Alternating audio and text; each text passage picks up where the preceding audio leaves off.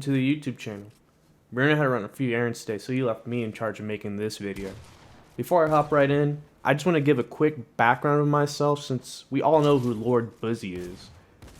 But anyways, I'm in my mid-20s, I work full-time in an IT job, I also train MMA, but before all that, I was just a noob playing years ago during the Marvel season. So it was right around during Chapter 2. I couldn't tell you exactly what season. I just know there was a huge Marvel collab at the time. And we were all locked inside. Fortunately, I got a Trump check, as one might say. And I decided to build a computer system right then and there because I had nothing else to do in my time. I downloaded Fortnite actually as a benchmark test. I ran a game, and yeah, to say I enjoyed it would obviously be an understatement. I really enjoyed it. Felt a lot different playing on a keyboard and mouse versus when I initially played the game back in 2018, because I wasn't one of the OG players. I played on a controller. I despised it. It did not feel good for me. It's just, now, of course, this is all preference, and I'm particularly I'm more comfortable on a keyboard and mouse just because I've been playing on a keyboard and mouse for a majority of my life. I've usually been a PC gamer.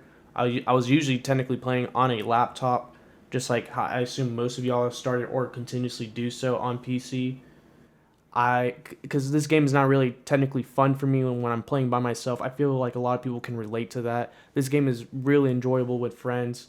That's the same reason it can be really painful experience with friends when everyone is kind of noobish. Okay, I kind of ramble a lot, so honestly, I had a longer intro. I don't know why I feel like the need to explain y'all all this, but we're just gonna dive right in. I'll get into more depth about me and Bruno later, but let's just go right into the tip tree.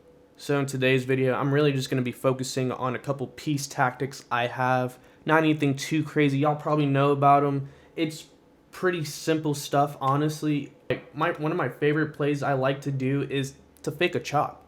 Sometimes I will let a player just build up. If he starts building and has the momentum, I'm not going to chase him. Half the time I don't want to chase him.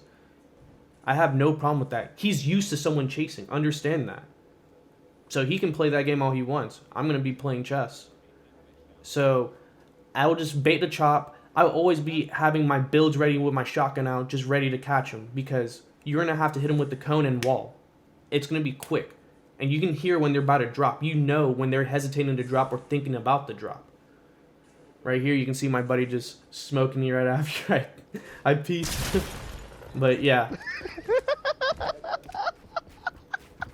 I'm never this good. One of my particularly favorite ways to set up a chop play, I like to have the ramp out for them. Because typically a lot of these players are going to drop onto a ramp that they place themselves. But have the ramp out there for them. Keep your eye on that ramp. You know they're just going to try to drop on it. And you're going to just keep playing the chop game. You can honestly go for the full chop. But sometimes it's it's just not a smart play to go for. Especially when they're using hard builds. So, you're just pretending to go for the chop. Yada yada. You see that he's looking down. You can see that he's running around. And you just know when they're about to drop because you can hear that. Of course, have something on your head. But when he drops, you can just place the walls. Hit him with the cone, and he's caught. Don't do what I do over here and scuff all your shots. But, yeah. Another quick skill I want to get into is catching someone with a cone. Once again, you're playing chess. You got to keep them playing checkers. So, when someone is just trying to ramp up, you can typically throw a cone on the ramp or on the wall that is facing right in front of you. You want to catch someone like this a lot. Like, even having that singular wall when throwing high walls up, you can catch them. Understand, though, when you catch them, they are going to be ready for you. They are anticipating that. A good player would know how you are setting up the piece. And in that moment, you do not want to be too honest with your edits. You don't want to just widely open, because when they do that, they're just going to jump right in the box. And that is when you just do want to hit a switcheroo. Which, I mean, essentially just by literally just going into the box that you had just built for them, and they're just going to run right into you. and it actually will like distract their aim in some type of way. See, it's real basic stuff here. We'll get more into depth later as this video series progresses, but right now I just want to get into basic concepts of just understanding. Don't be honest with this game. Like, when you piece someone up, you don't want them to exactly know what you're doing with that piece. Now, one of my particular favorite moves is called, I particularly call it a step back. It is someone jumps into my full box and there is nothing in there initially, and I just catch them with a full piece. I catch them with all walls and ramp on their head.